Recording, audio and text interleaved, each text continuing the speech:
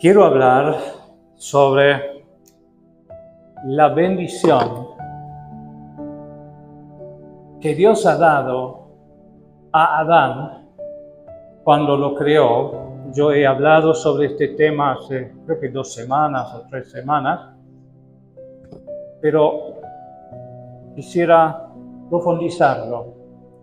Para esto necesitamos tener el versículo en cuenta con el cual Dios bendijo al primer ser humano. En Génesis 1:26, Génesis 1:26 lo dice: dijo Dios, hagamos al hombre a nuestra imagen, conforme a nuestra semejanza, que ejerza dominio sobre los peces del mar, sobre las aves del cielo, sobre los ganados, sobre toda la tierra, y sobre todo reptil que se arrastra sobre la tierra.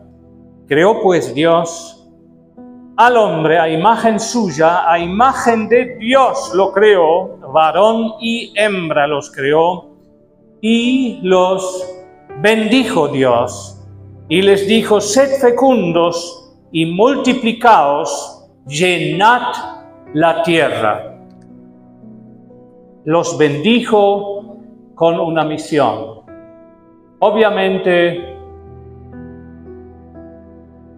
cuando Dios nos da una misión, cuando nos da una tarea, Él es nuestro Padre. Él sabe que dependemos totalmente de Él, que no está dentro de nuestra fuerza de cumplirla. Pero no existe cosa más segura que recibir la misión, el mandato del Señor y vivir en ella. Porque ahí está la provisión. Amén. Ahí está la bendición. Realmente es una bendición. Llenar la tierra era una tarea imposible con la propia fuerza. Con ese paraíso que Dios había, o con ese huerto del Edén que Dios había plantado Él mismo, y donde había una felicidad absoluta, y a donde Dios caminaba con el hombre, y a donde Dios ejercía su poder, el hombre ejercía su poder, dándole nombres a todos los animales que Dios creaba, y luego la bendición del matrimonio, que fue absoluta felicidad. Y Dios dice, los bendijo, llenad la tierra. Podríamos preguntarnos, ¿y no han llenado la tierra? Por lo menos no con un huerto del Edén, ¿no es cierto? Podríamos decir al revés, el hombre ha llevado al infierno, ¿o no? Porque donde el hombre está, también está la envidia, también está el egoísmo, también está la muerte y también está todo lo que sufrimos, ¿no? Soledad, tristeza, muchas cosas feas. Pero no era así al inicio. Dios le dijo al hombre: llenad la tierra con lo que yo os he dado, la bendición. Qué hermoso esa imagen de una pareja que se ama, que se abraza, que forma una familia, que da a luz hijos, que bendice a estos hijos, y cada hijo expande el paraíso un poco más hasta que la tierra sea un paraíso. Esto era el plan de Dios. Podríamos pensar en qué contexto Dios dio este mandato. Sobre esto hay especulaciones, porque ¿cuándo cayó Satanás? ¿Cuándo se hizo enemigo de Dios y enemigo del hombre? Lo único que sabemos es que él quiso ser igual a Dios o más que Dios, ¿no? Quería subir y poner su trono encima de Dios. Y esto obviamente antes de que él sedujo, tentó al ser humano con la misma tentación: tú vas a ser igual a Dios. Y antes que el hombre cayó, y con la caída se transformó la bendición de Dios en lo contrario. ¿O no? Qué terrible. No sé si Adán y Eva estaban conscientes de eso, pero más tardar se habrán despertado enseguida cuando salían del paraíso, del huerto, porque había puertas cerradas, porque comenzaban a luchar por la galleta, como dice uno de nuestros queridos hermanos, Carlos, ¿no? Pelear la galleta. Antes era abundancia. No había que pelear la galleta. Ahora sí había que trabajar la tierra con sudor, con espinas. No sé si las espinas comenzaban en el mismo día. Yo me lo imagino a paso y paso y paso que Adán y Eva hacían, comenzaban en cada paso también crecer espinas. Bueno, antes no había, ¿no? Y no sé si ellos entendían que esta bendición que la habían perdido es todo un misterio, ¿no? Algunos dicen esa bendición era la gloria de Dios que los envolvía. Antes ellos, por ejemplo, no se sentían desnudos. Recién cuando habían pecado, de repente se despiertan y comienzan a vestirse con hojas. Así que la vergüenza, el miedo, había un cambio tremendo, pero se daban cuenta de a poquito. Y yo creo que el peor era el momento después de que Eva dio a luz sus primeros hijos y esperaba en estos hijos, y esto me parece interesante, que no eran totalmente, vamos a decir, ya enemigos de Dios. Porque Eva dice, yo he ganado un varón con la ayuda de Dios, dándole el nombre Caín. O sea que Eva estaba muy consciente de que en su alumbramiento, que habrá sido todo también un trauma, ¿no? Porque era el primer dolor fuerte, grande para ella. Es imposible. Bueno, Dios había dicho, vas a traer a luz tus hijos con mucho dolor. Pero lo llama, he ganado un hombre con la ayuda del Señor. Yo creo que Eva creía que Caín era el Salvador. Yo creo que Eva, porque Dios le había dicho, uno de tus hijos va a vencer la serpiente. Y ella creía, bueno, es Caín. Y era un hombre poderoso, tremendo, que trabajaba en la chacra y que, me imagino, el altar de él habrá sido, pero mucho más que todos esos camiones que traen sandías y todo lo que traen, ¿no? Yo me imagino un altar, o sea, un lugar donde había, no sé, pero docenas, capaz, kilos y kilos de sandía. Bueno, no sé cómo se le llaman, todos los frutos del campo, todos los frutos que había en aquella época. Tremendo, y todo eso él traía al Señor. Pero el Señor no lo aceptó, porque lo trajo con orgullo, con prepotencia, con maldad ya. Y Abel, que estaba en la sombra de su hermano, que era una vanidad de ese, a Eva no esperaba nada, porque era seguramente más chiquito, seguramente parece más enfermizo, porque darle el nombre a Abel, que significa vanidad, que significa soplo, nada más, es un soplo. Caín, ganancia. Bueno, pero ahí ya vemos que estaba Eva bastante ciego, ¿no? Esperando tanto en Caín, y Caín resulta primer asesino, mata a su hermano. Qué terrible. Yo creo que ahí cayó el sueño de Eva. Y Adán ni está mencionado. Adán obviamente vivía totalmente en la sombra de su mujer, estaba ciegamente enamorado de ella y la adoraba, y ella era todo para él porque era la madre de todos los que viven. Bueno, está bien amar a su esposa, pero tenía que también pensar de que había algo más grande. Más grande que la esposa es aquel que te dio la esposa, ¿o no? Y sos responsable ante él. Y no podés simplemente esconderte atrás de tu esposa todo el tiempo. Bueno, la bendición se hizo maldición. De la misma manera como antes debían expandir el paraíso, expandían ahora la muerte, las espinas, la maldición, la guerra, la envidia, las primeras ciudades, con una violencia. Si Caín ya mataba a su hermano, los descendientes de Caín no mataban uno, mataban 70. Y todavía lo glorificaron con su música heavy metal. Bueno, no existía heavy metal en aquella época, pero era música violenta. El texto de esa música la tenemos en la Biblia. Yo he matado tantas personas. De eso cantaban, de eso se gloriaban, hasta tal punto que Dios dijo, basta.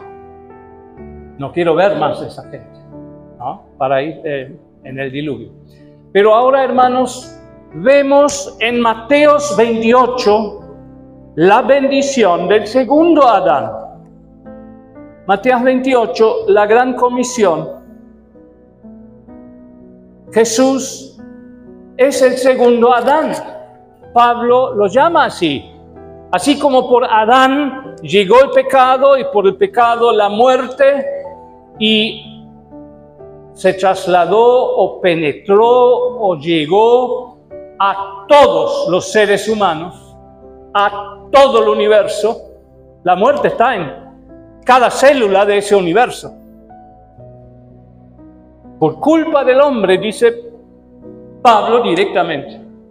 Es tremendo. Pero así, por el segundo Adán, Jesús, llega la salvación. Y por medio de la salvación, la bendición. Amén. Si tú has conocido la salvación, entonces la bendición es tu herencia, es tu parte, es lo que Cristo tiene para ti. Y gran parte, o una hermosa parte, ya en esta vida.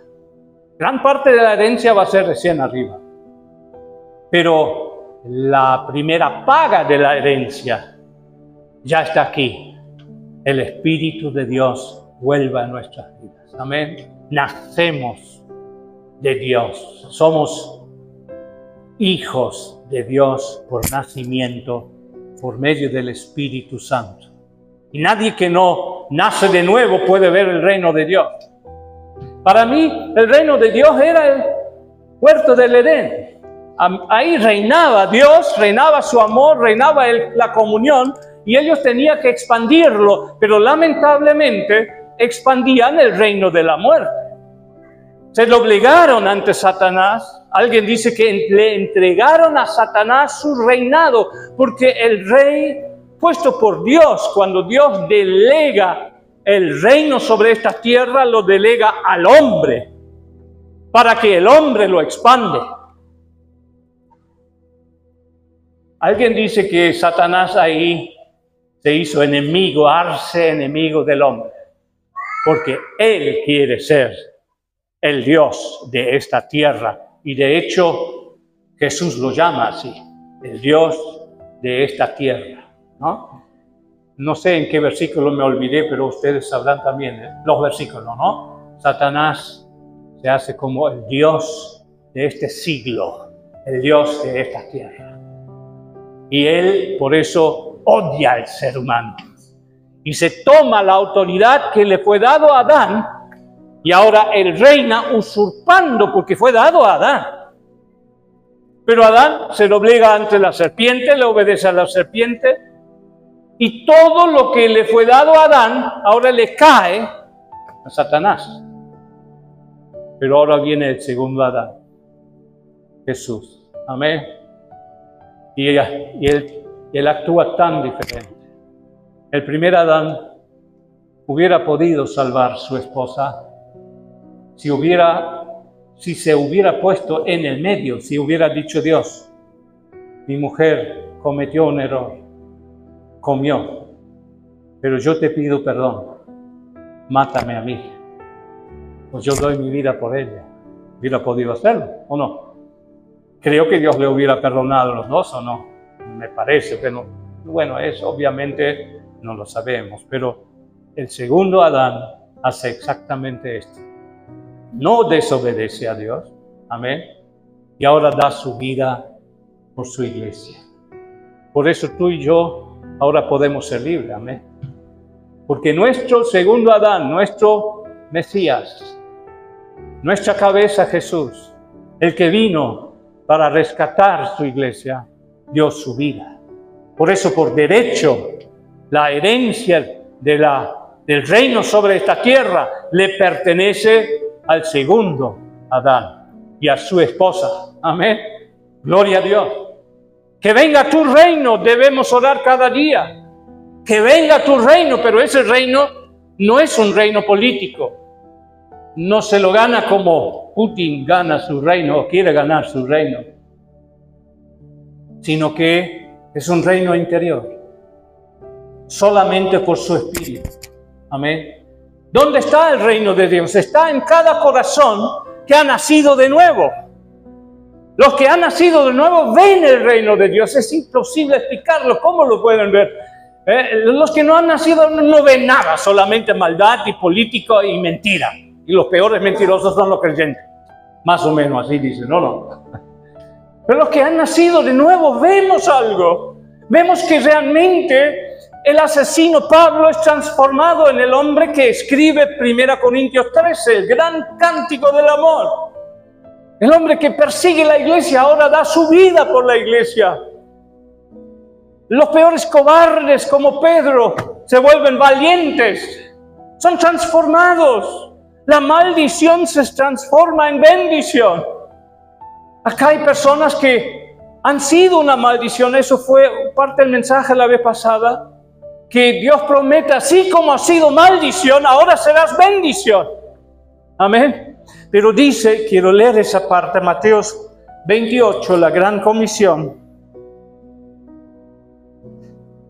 Dice versículo 19, id pues y haced discípulos. Toda autoridad me es dada en el cielo y en la tierra. Id pues, haced discípulos de todas las naciones. Versículo 20, enseñándoles a guardar todo lo que os he mandado. Y aquí yo estoy con vosotros todos los días hasta el fin del mundo. Así como Adán caminaba y naturalmente producía espinas. Así nosotros cuando andamos en la carne, y esa es la realidad también, cada uno de nosotros ahora tenemos dos naturalezas también. Seguimos todavía con la naturaleza de Adán. Sería mentira si decimos ahora somos todos angelitos. No es verdad. Tenemos una gran responsabilidad de andar en el espíritu y no en la carne. Si andamos en la carne, bueno, las obras de la carne ya conocemos. Que Dios nos ayude. Pero también, qué precioso cuando creyentes crecen en el espíritu y comienzan a tomar responsabilidad de andar, id. Y en el texto original no dice id, sino dice yendo, caminando naturalmente. No es que Dios envía a cada persona acá a Marruecos. ¿A quién predicaría yo entonces? ¿No es cierto? ¿Quién daría una ofrenda para ayudarle a la misionera? No, yendo. Cada uno yendo a donde tiene que ir. Pero mientras estás yendo, esté consciente que Dios está en tu corazón. Que el segundo Adán venció la muerte. Que el Espíritu Santo quiere obrar dentro tuyo y quiere saltar hacia la vida eterna. Y mirá que en la iglesia primitiva saltó. El cobarde Pedro, que 3 veces negó conocer a Cristo con mentira, con el primer sermón, Dios usándolo, se convirtieron 3,000. Cuando estamos cumpliendo con nuestra misión, velo que esto es la bendición. Amén. Dios te ha llamado para estar yendo ahí. Tiene la bendición. Está cuando en nuestra vida cotidiana tenemos en claro que somos herederos de Cristo, que el Espíritu Santo está dentro de nosotros y que quiere actuar, que quiere bendecir, que quiere revelar las obras del reino. Si yo expulso los demonios por el dedo de Dios, el reino de Dios ha llegado a ustedes, dice Jesús. Claro que sí. Si el Espíritu Santo está presente y ahí hay personas que están dominadas por demonios y el demonio tiene que irse, esto es el reino de Dios. O si alguien está muriendo por una enfermedad y Satanás le está maltratando y viene Pedro o viene Esteban y ora con ellos y la enfermedad se va, es también una señal del reino de Dios. No es el reino de Dios que se manifiesta solo en expulsión de demonios o en sanidades, pero es una señal. Yo creería que cada uno de nosotros acá debe ser una señal, ¿o no? Claro que sí. De que el reino de Dios es realidad. Ya no reina en ti la venganza, la amargura, el egoísmo, la maldad. Ya reina en ti el amor de Dios. Y el amor de Dios quiere usar tus manos, tu vida, tus pies. Así como naturalmente Adán caminaba y crecían espinas por todos lados. Así en nuestras vidas debe haber señales de bendición, ¿o no? Si Cristo está en nosotros, si el reino de Dios está en nosotros, que Dios nos ayude, hermanos. Debemos obviamente crecer en esto. Creo que somos como que pequeños bebés. No tienen todavía la fuerza para mover montañas, pero vamos a ir creciendo. No tenemos miedo de Satanás. No nos puede hacer nada cuando estamos en fe. La fe es la victoria. ¿Amén? Bueno, no quiero usar más tiempo de lo que es necesario para explicar algunas cosas. Jesús nos da órdenes: id, haced discípulos. La bendición viene cuando estamos obedeciendo al mandato del Señor. El que no obedece al mandato del Señor no puede contar con la misma bendición como aquel que está haciendo su voluntad. Y quisiera mostrarles esa bendición, especialmente en la vida de Abraham.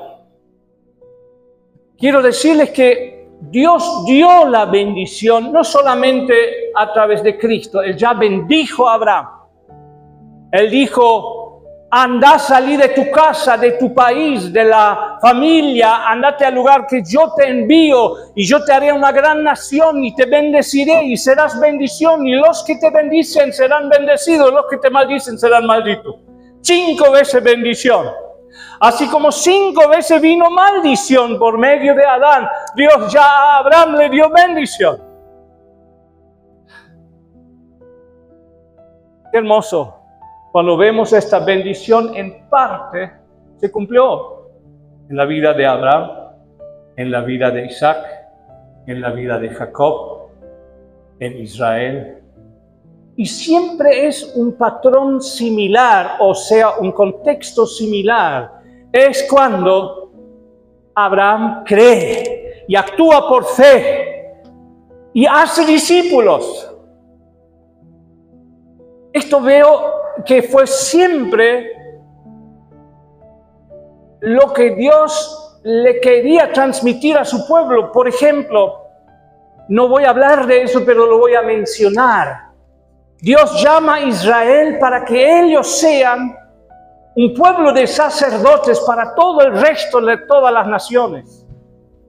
Luego, cuando ellos adoran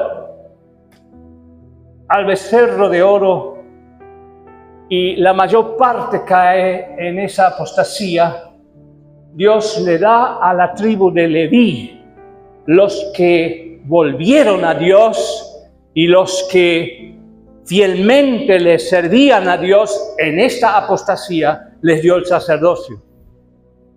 Y les dice a ellos que ellos tenían que enseñar la ley y tenían que bendecir. La tarea de los sacerdotes y levitas era bendecir al pueblo, que ustedes conocen la bendición sacerdotal, hermosa. No voy a ir en detalles.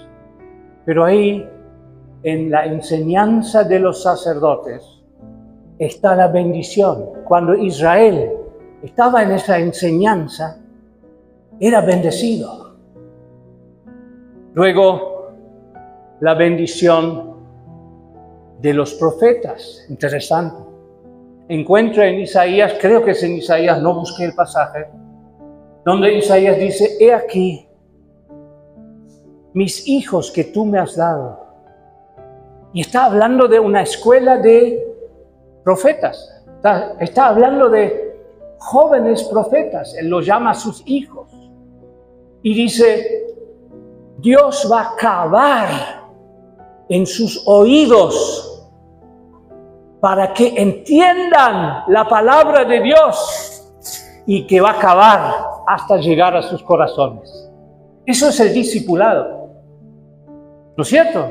De que escuchen lo que Dios dice y que Dios va cavando. Es como un pozo que se cava. Escuchas la palabra de Dios, pero no llega a tu corazón. Pero Dios está obrando para que llegue a tu corazón. Eso es discipulado.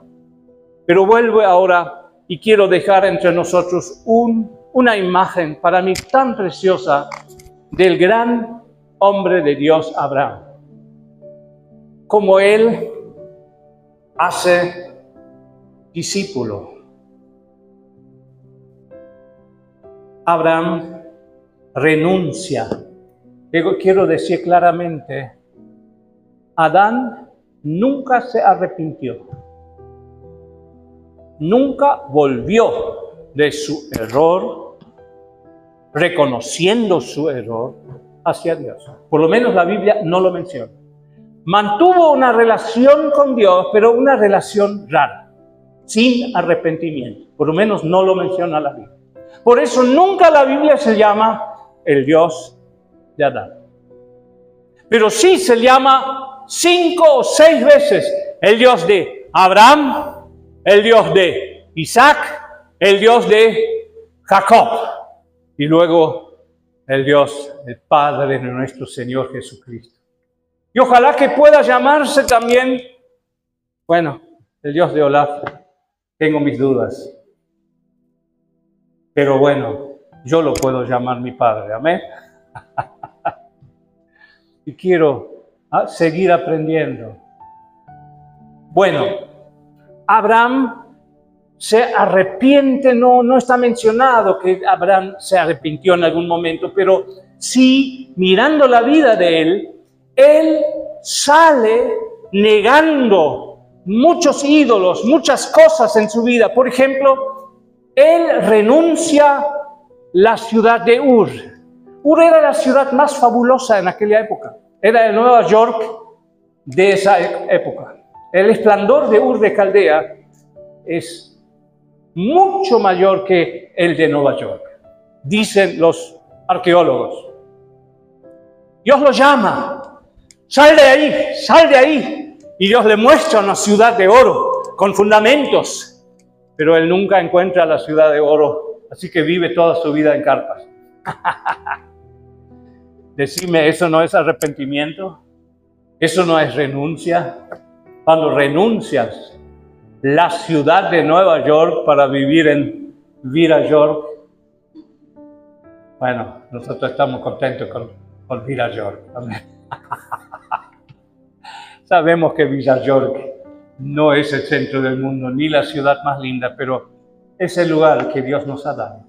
Y damos gracias a Dios por él. Yo doy gracias a Dios por él y prefiero Villa York a Alemania. Así que soy más argentino que la mayoría de ustedes. Por voluntad propia. Ustedes por accidente nomás. Oh, Señor, no.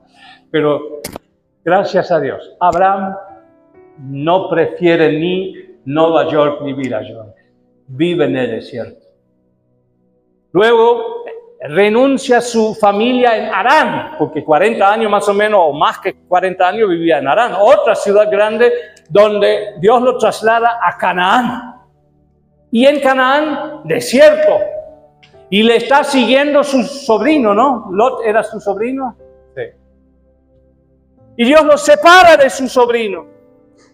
Y él le da al sobrino la mejor elección, que se elija lo que quiera, basta que se vaya, ya porque ya no se aguantaba esas peleas entre los empleados de Lot y los empleados de Abraham. Renuncia la riqueza. Cuando Dios ve que Abraham le dio la mejor parte del país, porque el valle donde estaba Sodoma y Gomorra era el valle más rico de Canaán. Y Abraham le da eso. Pero lo que Lot no ve es que ahí reina el pecado. Yo no sé si Abraham lo vio, pero Abraham simplemente le deja libertad a Lot, ¿no? Así que vemos una actitud en Abraham donde él renuncia. Luego, bueno, yo me anoté aquí algunas cosas que él renuncia en su vida que me parece son semejantes a un arrepentimiento. Él renuncia a Ur, renuncia a Harán. Luego se va a Egipto y en Egipto tiene un cierto problema matrimonial, porque el faraón se le saca a la mujer. Y Dios tiene que hacer un milagro para que ese matrimonio no se vaya a donde van muchos matrimonios, a tacho. Así que él renuncia a Egipto, vuelve a Canaán. Y lo primero que hace, edifica un altar y invoca el nombre del Señor. Así se habrá arrepentido. Él se separa de Lot, así que renuncia a su familia, a Lot. Pero luego comienza la historia de Isaac. Yo les pido, si esto quieren llevarse juntos, llévense la imagen de un papá que con 100 años tiene su hijo. Ya tenía un hijo que es Ismael, y Dios le manda, échale fuera. Ismael era un burlador, se burlaba. No había chance de hacerle discípulo. No quería. Dios dice, échale fuera. Y lo echó. Abraham sufrió, pero obedeció. No sabemos cómo era la relación con Isaac, pero era muy íntima. Porque más o menos con 13, 15 años, Dios le dice a Abraham, Abraham, dame tu único hijo, al que tú amas, a Isaac. Sacrificámelo en el monte que yo te voy a mostrar. Moría. Qué tremendo. Y ahí veo esta imagen de un padre que va llevando a su hijo a donde el hijo todavía no sabe a dónde el padre le va. Bueno, sabe capaz el lugar, allá vamos, pero ¿qué va a pasar allá no? Para mí esto es la escena más íntima y más preciosa del Antiguo Testamento. Una de las escenas, obviamente hay muchas. Pero en esa imagen de un papá que lleva a su único hijo para sacrificarlo. Y en el camino hay una conversación, aunque no larga, porque el hijo tiene que llevar la leña. Papá, ¿por qué no lo pones sobre el burro? No le pregunto. Yo hubiera preguntado. Le pone la leña sobre su hijo. El hijo está... Y él ve el cuchillo y él ve la antorcha, el fuego. Papá, sí. Está el cuchillo, está el fuego. ¿Y dónde está el cordero? Dios proveerá. Dios mío, en esa conversación y en esa caminata íntima entre Abraham e Isaac veo la imagen del discipulado. Id y haced discípulos. ¿Para qué tenés tu hijo? Para hacer cosquilla a tu yo, para llevar tus sueños egoístas un poco más lejos y más grandes. O tenés tu hijo para obedecer el gran mandato del Señor, llenad la tierra. Porque tu hijo nació por la bendición de Dios, ¿o no? Y esta bendición consiste en llenar la tierra. Amén. Bueno, no todos los hijos van a ser misioneros, pero algunos ojalá sí. Hoy hablamos y estamos orando por la escuela. Decimos que por lo menos de cada año, ¿cuántos alumnos terminan la escuela cada año? Más o menos 60, 70, menos, bueno, 20. Bueno, pero uno que sea un misionero y 10 sean pastores para apoyar al misionero. ¿O no? Claro que sí. Oremos por eso. Amén. ¿Para qué tenemos la escuela cristiana? Abraham lleva a su único hijo al que él ama, al gran sacrificio. Lo lleva. Son pesados los pasos. No sé si habló con su mamá. Me da la impresión que no, pero no lo sé. De toda manera, hoy conviene hablar con las mamás, porque las mamás son poderosas. Y lo que las mamás no quieren con sus hijos, difícilmente un papá lo logra. Fue mi mamá que me dedicó a Dios. Fue mi abuela que clamó a Dios que sea un discípulo. Si no lo hubiera pedido y si mamá no me hubiera dedicado a esto, no creo que estaría hoy acá. Y el mayor apoyo y la mayor bendición y la mayor presencia de apoyo siento de parte de mi mamá. Es así. ¿Qué apoyo estás dando a tu hijo? ¡Oh! Que sea rico, que sea poderoso, que tenga suerte en la vida. Sí, amén, todo esto. Pero también Dios va a querer bendecir a algunos hijos que sean siervos de Dios, amén, que sean misioneros y otros que apoyen a estos misioneros. ¿No hubiera sido Caín y Abel la pareja ideal para un misionero y un apoyador? Si Caín le daba a Abel cada mes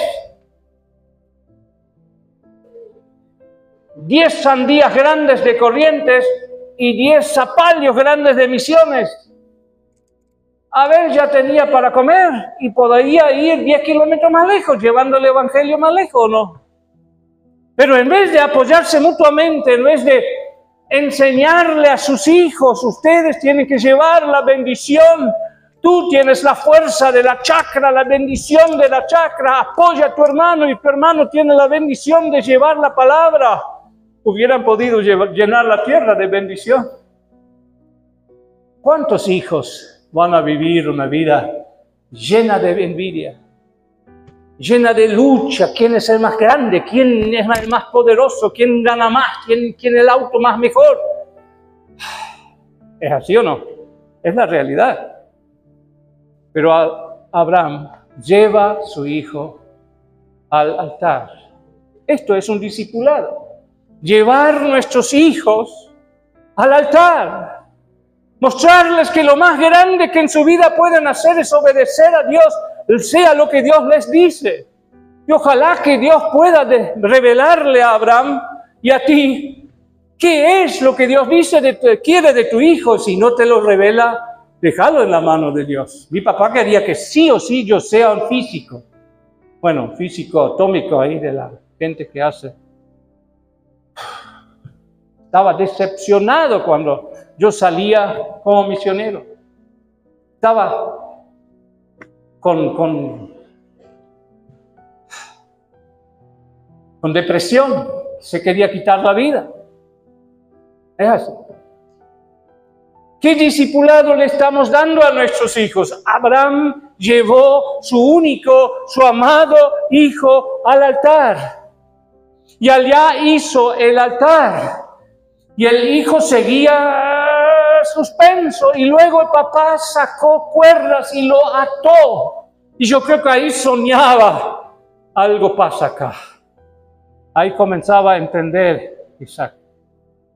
¿Y qué hizo Isaac? ¿Peleó? No, ahí está la grandeza de Isaac. Porque justo estaba en la edad donde el hombre se pone responsable. Con 13, 14 años, cada niño es responsable por sus decisiones.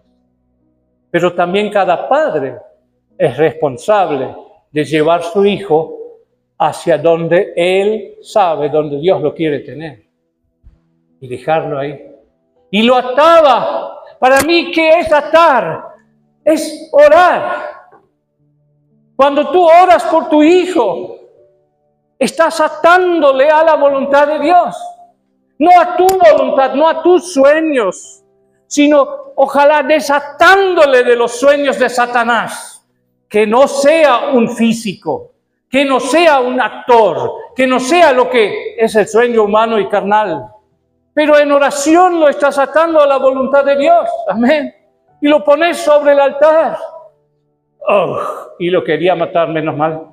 No lo mató. No lo mató. Isaac fue el instrumento de la bendición de Dios.